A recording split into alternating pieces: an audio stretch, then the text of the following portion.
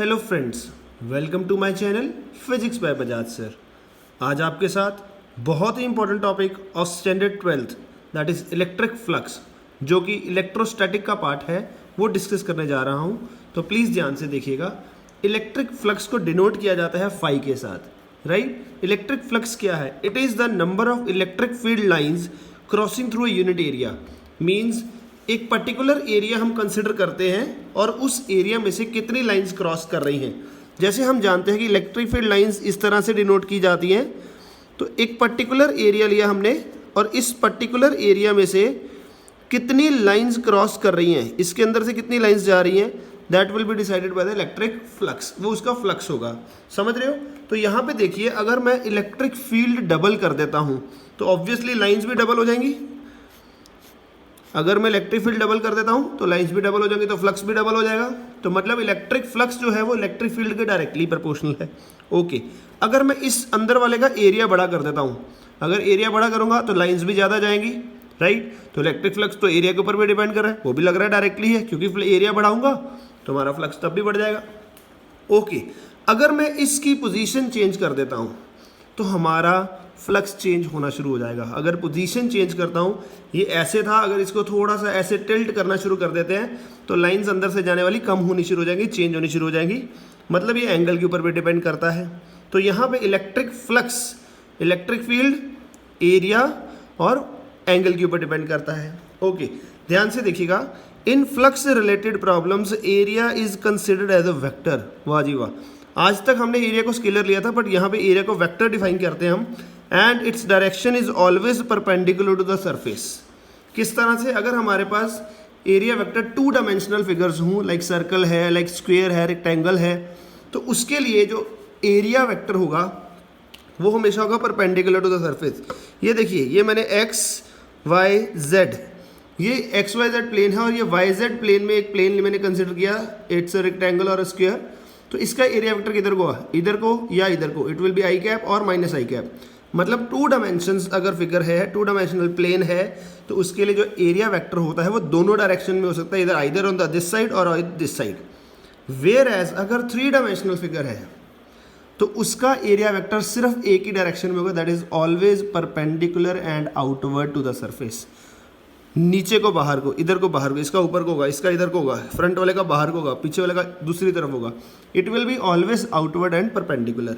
तो ये एक इरेगुलर शेप का एरिया लिया, तो परपेंडिकुलर एंड आउटवर्ड। ओके, ये सरफेस के परपेंडिकुलर, ये small area vector, small area consider किए तो उस सरफेस के परपेंडिकुलर आ रहे हैं। ओके जी, मैथमेटिकली अगर हम बात करें फ्लक्स की, तो electric flux is equal to the surface integral of electric field over the whole surface. ये बड़ा इंपॉर्टेंट है या इजी वे में।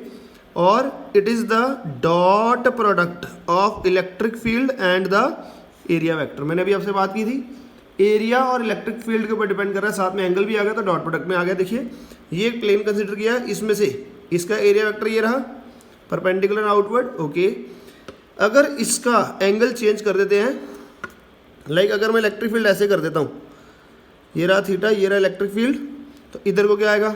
ई कॉस थीटा। तो इसमें से निकलने वाला होगा ई कॉस थीटा। तो मतलब फाई हो गया, स्मॉल फ्लक्स हो गया E cos theta into D A. तो E D A cos theta will be E D S, E dot D S. जब भी कॉस आता है तो साथ में डॉट लग जाता है, साइन होता तो क्रॉस लग जाता है, समझ गए। तो यहाँ पे जो इलेक्ट्रिक फ्लक्स है, small electric flux associated with small surface is dot product that is of electric field and area vector. Okay, clear? Okay जी, आगे देखिए। इसके बाद डी फाई लिखा, E dot D S. Total flux का अगर निकालना तो आई नीड टू इंटेग्रेट।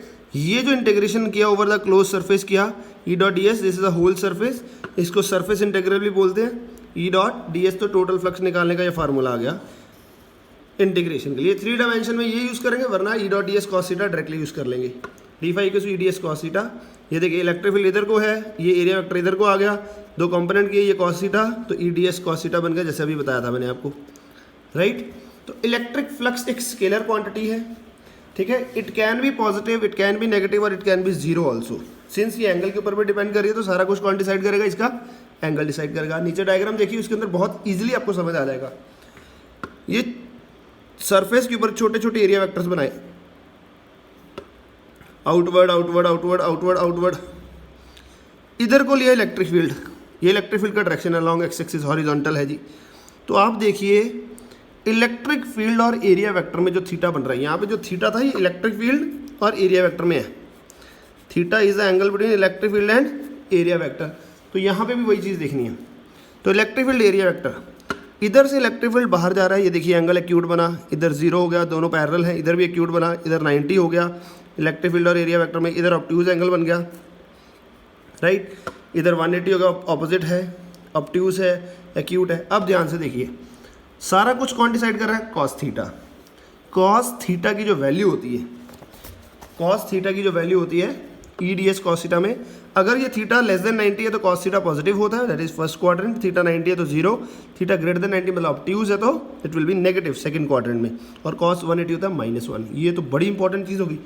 मतलब इससे क्या सीखा हमने, देखिए इससे एक चीज़ सीखने को मिली, अगर इधर से फ्लक्स आ रहा है, इधर से इलेक्ट्रिक फील्ड आ रहा है और इधर से जा रहा है, इधर से आ रहा है इधर से जा रहा है, आने वाला सारा नेगेटिव, जाने वाला सारा पॉजिटिव, क्योंकि यहाँ पे एंगल एक्यूट बन रहा है, यहाँ पे एंगल ऑब्ट्यूज बन रहा है। तो जब भी इलेक्ट्रिक फील्ड जहाँ से सरफेस में एंटर करता है उसका फ्लक्स नेगेटिव लेंगे, और जहाँ से जा रहा है वहाँ पे फ्लक्स पॉजिटिव लेंगे। तो नीचे डायग्राम से और क्लियर हो जाएगा। इलेक्ट्रिक फील्ड का डायरेक्शन ये दिया हुआ है। तो आप देखिए जब ये क्यूब रखा है इसके रास्ते में, तो सिर्फ ये 2 शेडेड पोर्शंस में ही इलेक्ट्रिक फील्ड जाएगा, बाकी 4 फेसेस में से इलेक्ट्रिक फील्ड पास नहीं करेगा, राइट। तो इधर से आ रहा है, इधर से जा रहा है, तो ये वाला फ्लक्स नेगेटिव, ये वाला फ्लक्स पॉजिटिव, ठीक है। और यही चीज़ हमने समझनी है। तो इलेक्ट्रिक फील्ड जिधर से एंटर कर रहा है उधर से वो वाला सरफेस का फ्लक्स नेगेटिव होगा, और जिधर से लीव कर रहा है उधर वाला फ्लक्स पॉजिटिव होगा। यही चीज़ मैंने नीचे भी मेंशन कर दी। When electric field line enter the surface flux is negative and when it leaves it is positive. Okay, अब आती है गॉस थ्योरम। गॉस थ्योरम क्या है? This theorem gives us a relationship between electric flux associated with charge enclose. ये सबसे important है जी। जब तक तो चार्ज बाहर है तो चलेगा, पर जब चार्ज एक सरफेस के अंदर आ गया तो हमें गॉस थ्योरम लगानी पड़ेगी। मतलब जब भी हमने गॉस थ्योरम लगानी तो हमें चार्ज को अंदर ही रखना पड़ेगा। कैसे, वो देखिए। Okay, it states that the total electric flux associated with a closed surface in vacuum is 1 by epsilon naught times the net charge enclosed within the closed surface, or it states that surface integral of electric field over the whole surface is 1 by epsilon naught times the net charge enclosed in the closed surface. Very important diagram. इससे फॉर्मूले से, definition से formula paper में, CBSE के paper में बहुत बारी ये क्वेश्चन आ चुका है कि गॉस थ्योरम का डेफिनेशन लिखो और उसको प्रूफ भी करिए। प्रूफ बाद में करते हैं। तो flux is surface integral of E dot is equals to charge enclose with in the closed surface है। ये देखिए सरफेस क्लोज्ड है बाय एप्सिलॉन नॉट। तो ऐसा यूनिट ऑफ फ्लक्स क्या होगा? इधर इलेक्ट्रिक फील्ड का, इधर मीटर स्क्वायर, न्यूटन पर कूलम मीटर स्क्वायर, और वोल्ट मीटर। वोल्ट मीटर कैसे आए, ये हम ऐसे निकाल सकते हैं। अब देखिए जैसे ये है, इस सरफेस में टोटल मेरे को 5 चार्जेस दिख रहे हैं, Q1 Q2 Q3 Q4 Q5। तो मुझे फ्लक्स निकालना, तो मुझे क्लोज सरफेस देखना है। बाहर वाले चार्जेस का कोई इन्फ्लुएंस नहीं होगा, सिर्फ अंदर Q2 + Q3 + Q5 बटा epsilon not will be the flux charge enclose with in the surface. अब देखिए, अ dipole is enclose in a close surface. जैसे मेरे पास यहाँ पे एक क्यूब है, इस क्यूब के अंदर मैंने एक डाइपोल रख दिया है, +Q -Q एंड +Q। तो इसका डाइपोल का नेट चार्ज क्या होता है? डाइपोल पे नेट चार्ज होता है 0, तो उसका फ्लक्स क्या होगा? 0। मतलब जब भी एक डाइपोल को किसी क्लोज सरफेस में रखेंगे तो उससे एसोसिएटेड फ्लक्स क्या होगा? हमेशा 0 होगा। समझ गए? अब यहाँ पे एक एग्जांपल देखिए, एक और। ये चार्ज यहाँ पे रखा 2 माइक्रोकूलम, और ये चार्ज यहाँ पे रखा 3 माइक्रोकूलम। ठीक है जी। ये है 2a,0, ये है 4a,0। हमने कहा find the ratio of flux through the spheres of radii 3a,0 and 5a,0। 2 सरफेयर बनाए हमने, ओरिजिन मान के इसको 3a और 5a के 2 स्फीयर बनाए, उनमें से जो फ्लक्स आ रहा है उनका रेशियो निकालिए। तो ये वाला स्फीयर यहाँ पे था, ये 3a है, ये 5a है। ओके, तो 3a में कितना चार्ज एनक्लोज है? 2 माइक्रोकूलम। तो 5 कितना आ गया? 5 will be 2 charge enclose 2 bye epsilon not, right. और 5 निकालना है, तो इसके लिए दोनों चार्ज अंदर आ गए, तो 5/ε0, तो आंसर क्या आएगा 5/1/5/2 विल बी 2/5, समझ गए, it will B 2:5. Okay, a charge Q is enclose in a sphere of radius R. What will be the new flux if the radius of sphere is doubled? तो यहाँ पे बड़ा important चीज़ ठीक सीखने वाली है. जो हमारा फ्लक्स होता है वो सिर्फ चार्ज एनक्लोज्ड के ऊपर डिपेंड करता है, वो शेप और साइज से इंडिपेंडेंट होता है. किस तरह का सरफेस है, किस तरह के सरफेस ने चार्ज को एनक्लोज किया हुआ है. हमारा सिर्फ फ्लक्स एक ही चीज़ देखेगा कि चार्ज एनक्लोज्ड कितना है, ना कि उसका शेप और साइज. तो उससे इंडिपेंडेंट होता है. It is independent of shape and size of surface. तो फ्लक्स क्या रहेगा, सेम रेशियो आ जाएगा 1:1. ओके, पर जब भी हमें गॉस थ्योरम करना है तो हमें गॉसियन सरफेस डिफाइन करना है. गॉस थ्योरम के लिए गॉसियन सरफेस क्या होता है, एक ऐसा हाइपोथेटिकल सरफेस, क्लोज सरफेस है ड्रॉन अराउंड चार्ज और चार्ज डिस्ट्रीब्यूशन. मतलब हमने इसको इस तरह से कंसिडर करना है कि उसके अंदर चार्ज एनक्लोज हो जाए. गॉसियन सरफेस के लिए कुछ बेसिक कंडीशंस भी होती हैं. देखिए, अगर चार्ज हमारा आइसोलेटेड है, सिंगल आइसोलेटेड चार्ज है, तो उसके लिए गॉसियन सरफेस होगा स्फेरिकल शेप में. ठीक है, और एक चीज़ बड़ी इंपॉर्टेंट चीज़ क्या सीखने वाली है कि Gaussian surface should be symmetrical. जिस तरह इधर है उसी तरह इधर होना चाहिए. ठीक है, around the charge distribution, so that electric field का मैग्नीट्यूड हर जगह पे सेम हो. हर जगह कौन सी, गॉसियन सरफेस पे. अगर ये सरफेस ऐसे है तो इस पॉइंट पे, इस पॉइंट पे, इस पॉइंट पे, इस पॉइंट पे, ये लीनियर चार्ज डिस्ट्रीब्यूशन के लिए मैंने जो गॉसियन सरफेस बनाया है वो सिलेंड्रिकल शेप का है.